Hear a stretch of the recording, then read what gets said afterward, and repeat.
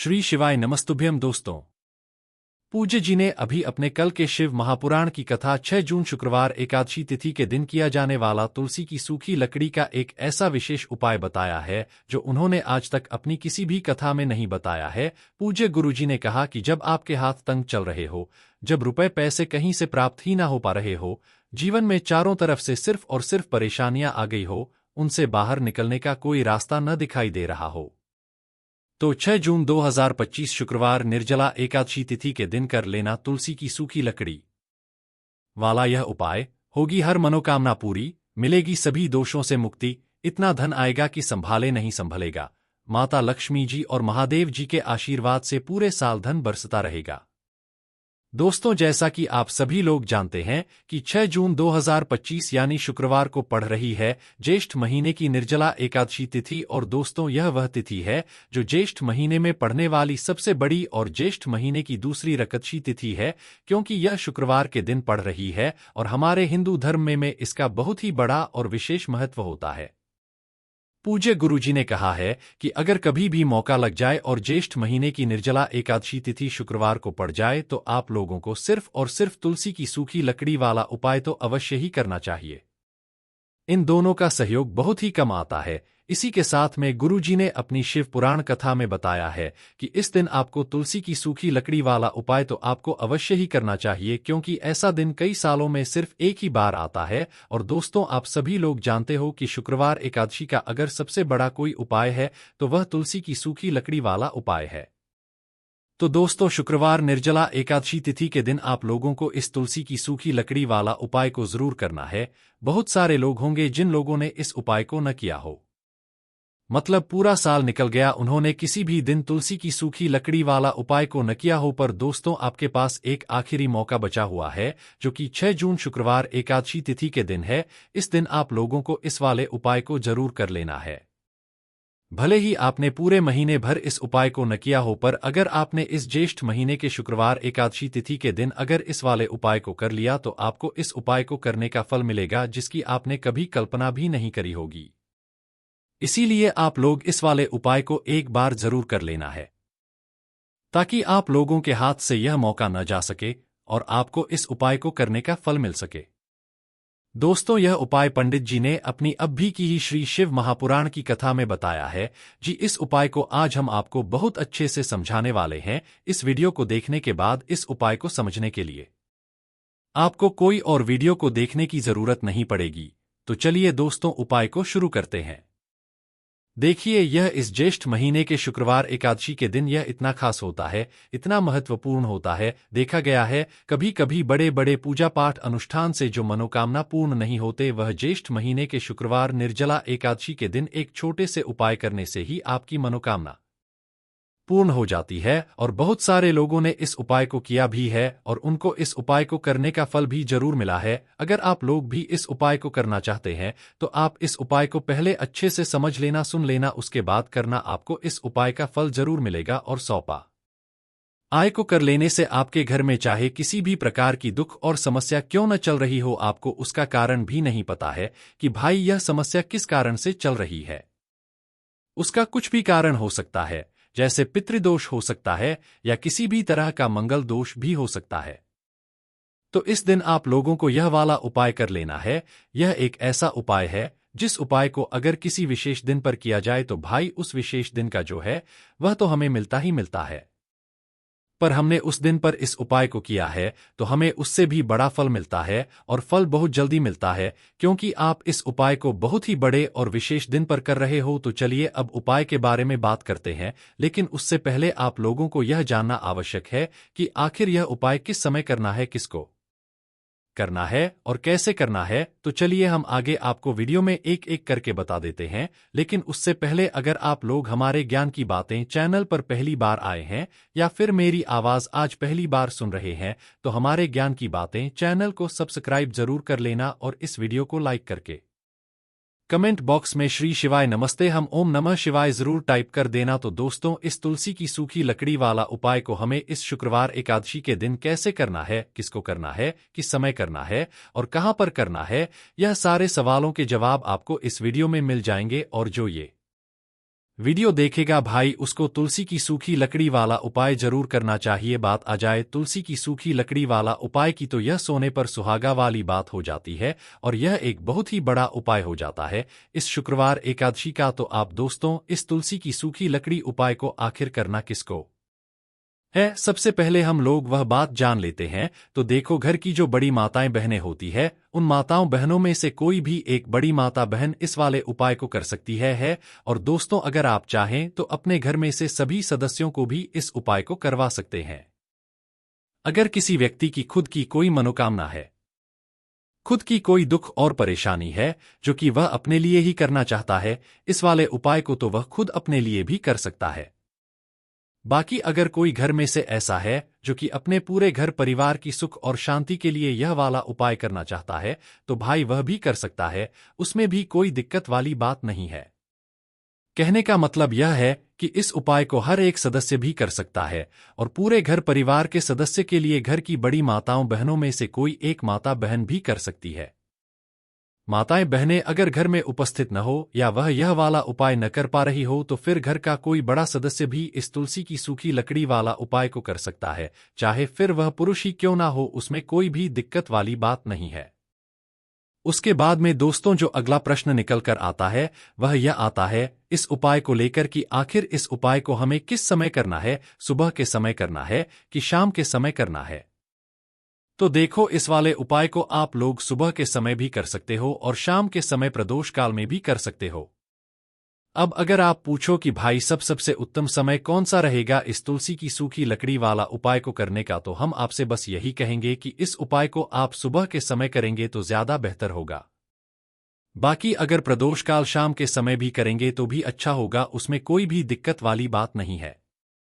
तो आप दोस्तों जो अगली सबसे बड़ी और महत्वपूर्ण बात आती है वह यह आती है कि सुबह अगर हम उपाय को करेंगे तो हमें कितने बजे से लेकर कितने बजे तक के बीच में करना है, और शाम के समय प्रदोष काल में करेंगे तो हमें कितने बजे से लेकर कितने बजे के बीच में करना है। टुडे को सुबह जितनी जल्दी हो सके आप उपाय को करने की कोशिश कर ना। बाकी अगर किसी कारणवश लेट भी हो जाओ, थोड़ी देर भी हो जाए तो 10 या 11 बजे तक भी आप उपाय कर लेना, पर 12 बजे से ज्यादा देरी न हो, ठीक है, इस बात का ध्यान रखना। उसके बाद में दोस्तों अगर शाम के समय प्रदोष काल की बात करें, प्रदोष काल का जो समय है होता है वह शाम के 6 बजे से शुरू हो जाता है, मतलब शाम के 6 बजे से लेकर शाम के 6 बजे से रात के 7 बजे के बीच में आप कभी भी इस वाले उपाय को कर सकते हो, उसमें कोई भी दिक्कत वाली बात नहीं है। देखिए यदि हम किसी भी प्रकार के उपाय को निश्चित दिन और निश्चित तिथि पर करते हैं तो इसका हमें बहुत अधिक लाभ मिलता है और इन उपायों को करने के बाद हमारे जीवन में बहुत अधिक परिवर्तन आता है।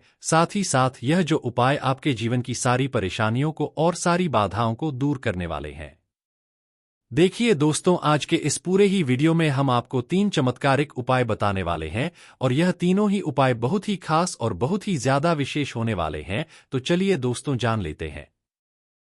गुरुजी द्वारा बताए गए सबसे पहले उपाय के बारे में। गेस्ट मां धन प्राप्ति उपाय। तुलसी की सूखी लकड़ी घर में रख देना, बहुत जल्दी करोड़पति बनोगे, इतना पैसा बचेगा।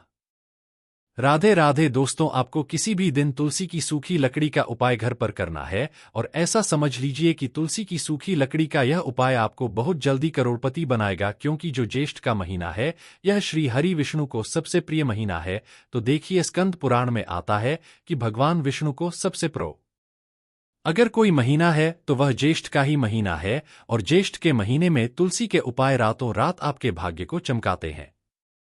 ऐसे में आज की वीडियो में हम आपको तुलसी के ऐसे उपाय बताने जा रहे हैं जो रातों रात आपका भाग्य चमका देंगे और बहुत जल्द ही आपको महाधनी बनाएंगे। तो देखिए श्री हरि विष्णु प्रसन्न होते हैं जब भी आप मां तुलसी से जुड़ा हुआ कोई भी उपाय करते हैं। मां लक्ष्मी प्रसन्न होती है जब आप श्री विष्णु को प्रसन्न करते हैं। अब आज की वीडियो में जो उपाय हम आपको बताने जा रहे हैं, इस उपाय को करने से श्री हरि विष्णु तुरंत प्रसन्न होते हैं और सीधे सीधे आप मां लक्ष्मी को प्रसन्न कर लेते हैं। आपके जीवन में आप खुद अपने सौभाग्य को प्राप्त कर लेते हैं इस छोटे से उपाय को करके। तो देखिए सबसे पहले बात कर लेते हैं कि जो मां तुलसी हैं इनके बिना श्री हरि विष्णु का पूजन और श्री हरि विष्णु का भोग दोनों ही अधूरे हैं। न कितनी कहानियां लेंगे, 7 कहानियां लेंगे, थोड़ा सा मौली धागा आपको लेना है और सातों तुलसी की सूखी लकड़ी को एक के अंदर एक यानी गट्ठा टाइप का बना आना है और उसको बांध देना है, ठीक है ना। सारी तुलसी की लकड़ियों को इकट्ठा करना है और मौली धागे से बांध देना है। बांध देंगे कलावा लपेटकर। अब आपको क्या करना है, रोली का तिलक इस तुलसी की सूखी लकड़ी पर आपको करना है। रोली का तिलक करेंगे, अगर चंदन है तो थोड़ा सा चंदन लगा दीजिए। अब यह तुलसी की जो सूखी लकड़ी है, यह आपको थोड़ी देर अपने घर के मंदिर में रखनी है, श्री हरि विष्णु के सामने, और एक देसी घी का दीपक आपको श्री हरि विष्णु के सामने लगाना है। दीपक गोल बात का लगाएंगे और उसमें एक चुटकी पिसी हुई हल्दी डाल देंगे, ठीक है ना। श्री हरि विष्णु को हल्दी बहुत प्रिय है। दीपक लगा देंगे। थोड़ी देर वह जो तुलसी की लकड़ियां हैं उनको ऐसे ही रखा रहने देंगे, तिलक कर देंगे। अब थोड़ी देर बाद आपको क्या करना है, तुलसी की वह जो सूखी लकड़ियां आपने बांधी थी कल आबे से, मौली धागे से, अब आपको उन्हें उठाना है। एक छोटे से लाल कपड़े में आप इसको रख लीजिए, ठीक है ना। लाल कपड़े में रख लीजिए, पीला कपड़ा हो तो पीले कपड़े में रख लीजिए। रखने के बाद आपको क्या करना है, इसकी पोटली टाइप की बना देनी है। धागे से लपेटकर मौली धागे से ही पोटली बना लीजिए, आराम से बंध जाती है। अब इस पोटली को आपको कहाँ रखना है, इसे आपको अपने घर के मुख्य द्वार पर टांगना है, ठीक है ना। अंदर की तरफ, बाहर की तरफ नहीं, अंदर की तरफ, मुख्य द्वार पर अंदर की तरफ टांग दीजिए। और माँ लक्ष्मी का ध्यान करिए, श्री हरि विष्णु का ध्यान करिए, उनसे प्रार्थना करिए कि है धन की देवी माँ लक्ष्मी, आप मेरे घर में पधारिए और अपनी कृपा मुझ पर बस आइए। इस तरह से आपको प्रार्थना करनी है और मंत्र बोलना है, ओम नमो भगवते वासुदेवाय नमः। 11 बार यह मंत्र बोलना है। एक दीपक आपको जिस दिन भी उपाय कर रहे हैं अपने घर के मुख्य द्वार पर प्रज्वलित करना है। चौमुखी दीपक यानी 4 बातें का दीपक लगाएंगे और थोड़ी सी हल्दी उस दीपक में भी डाल देंगे। मुख्य द्वार पर दीपक बाहर की तरफ लगाना है, सीधे हाथ पर, ठीक है ना। ये उपाय जस्ट में आप करिए और देखिए कि कैसे आप माह करोड़पति बनते हैं, कैसे आपके पास पैसा आता है और कैसे आपके पास पैसा रुकता है। तो यह वही उपाय है जो रातों रात आपके भाग्य को चमका आएगा और आपको महाधरना बनाएगा। छोटा सा उपाय आपको माह करोड़पति बना देगा। अगर सच्ची श्रद्धा से आपने इस उपाय को कर लिया, साथ ही साथ ज्येष्ठ के महीने में अगर कोई जूते का दान कर देता है, जूते चप्पलों का कोई दान कर दें इस माह में, तो समझ लीजिए उसे हर वह वस्तु मिलती है जिसकी वह कल्पना करता है, जिसकी वह चाहता है। आपने अगर कुछ ऐसा सोचा है कि हाँ मुझे यह वस्तु या मुझे यह चीज मिल जाए, मेरी यह इच्छा पूरी हो जाए, आपकी कोई भी इच्छा अधूरी है, पूरी नहीं हो रही, तो ज्येष्ठ माह में आप चाहे एक व्यक्ति को दान करें, जूते या चप्पल का दान जरूर करिए, जल का दान इस माह में करिए और फिर देखिए कि आपका भाग्य कैसे आपका साथ देता है और कैसे आप अपने जीवन में आगे बढ़ते चले जाते हैं। तो बहुत अच्छे से उपाय आपको बताया है। अब हम बात करते हैं दूसरे विशेष उपाय की। देखिए यह उपाय भी आपको तुलसी जी के पौधे के वहां पर करना है। आपके भाग्य का उदय करने के लिए आपके घर में धन सम परेशानियां है, कर्ज की समस्या अगर दिन पर दिन बढ़ती जा रही है, खत्म नहीं हो रही है, बहुत ज्यादा परेशानियां हैं, तो आपको यह उपाय करना चाहिए। देखो करना क्या है, बहुत ध्यान से समझना। आपको मात्र तांबे के पात्र के अंदर जल लेना है, उस जल के अंदर एक चुटकी आपको हल्दी मिला देनी है, ठीक है, और साथ में लेना है कमल गट्टा। यह केवल उपाय शुक्रवार एकादशी तिथि के दिन करना। अगर आपको ऐसा लगता है कि आपके जीवन में अष्टलक्ष्मी का वास नहीं है, भाग्य का साथ आपको नहीं मिल पा रहा है, तो आप यह उपाय शनिवार के दिन कर सकते हैं, शुक्रवार एकादशी के दिन भी कर सकते हैं, ठीक है। शुक्रवार एकादशी के दिन आप यह उपाय कर सकते हैं। देखो करना क्या है, इस टाइम के पात्र के अंदर हल्दी डाली और एक कमल गट्टा डाला। अब आपको तुलसी जी के वहां पर जाना है। देखिए जब आप हल्दी डालोगे जल के पात्र के अंदर, तब आपको ओम नमो भगवते वासुदेवाय का 11 बार जाप करना है, फिर हल्दी डालना है। जब आप कमल गट्टा डालोगे तब आपको ओम श्री नरमा या ओम महालक्ष्मी नमः इस मंत्र का जाप करते हुए एक कमल गट्टा डालना है, 11 बार जाप करना है, ठीक है। कमल घट्टा और हल्दी दोनों होना चाहिए। कमल घटा महालक्ष्मी का प्रतीक माना जाता है और हल्दी जो है वह भगवान विष्णु के निमित्त आप हल्दी डालेंगे, ठीक है। इस जल को आपको तुलसी जी की जद में अर्पित करना है। ओम नमो भगवते वासुदेवाय का जाप करते हुए बस इतना सा उपाय करना। धन संबंधित को कोई भी परेशानियां हैं वह सब दूर हो, ऐसी आपको प्रार्थना करनी है। कर्ज से जुड़ी कोई परेशानी हो तो ऐसी प्रार्थना न करनी है कि यह दूर हो जाए, ऐसी कामना करते हुए यह दूसरा प्यारा सा उपाय आपको करना है। तो देखो, ये हो गया दूसरा उपाय जो कि आप सुबह से लेकर के शाम तक कर सकते हैं। शुक्रवार एकादशी के दिन सिर्फ एक बार ही करना है। अब जो कमलगट्ट है, कमलगट्टे को आपको वहीं पर तुलसी जी के वहां पर रखे रहने देना है, आपको उठाना नहीं है। वह कमलगट्टा चाहे तो आप तुलसी जी की वहीं पर गांठ दें, ठीक है, तो भी चलेगा। तो इस प्रकार से आपको यह सुंदर सा उपाय करना है। अब हम बात करते हैं तीसरे उपाय की। ध्यान रखना, यह जो दूसरा उपाय है, यह आपको आपके घर में ही करना है, बाहर कहीं पर भी मत करके आना, ठीक है। घर में अगर तुलसी जी हो तो ही आप यह उपाय कर सकते हैं। अब हम बात करते हैं तीसरे विशेष उपाय।